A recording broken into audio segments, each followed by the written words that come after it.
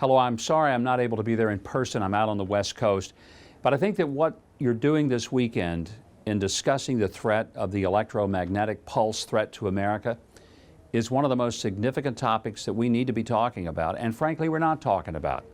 It's one reason that I'm so very grateful to Frank Gaffney and the few voices in America that recognize that one of the greatest dangers to America is far beyond what ISIS can do, Hamas, Hezbollah, the Iranians.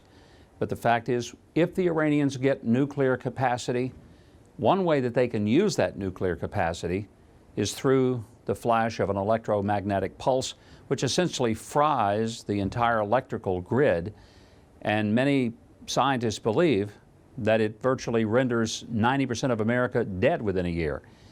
Now, this threat seems almost like science fiction, but then again, flying airplanes into major buildings of the United States didn't seem very plausible either, just a few years ago.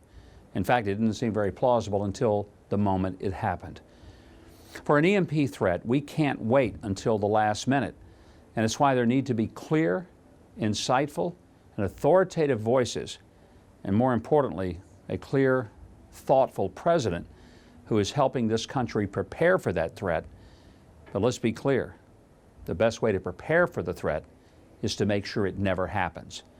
The disastrous deal with Iran leads us one step closer to that vulnerability. It's all the more reason that what's being talked about this weekend becomes urgent. I hope that America will start listening, learning, and being ready by making sure it never, ever happens.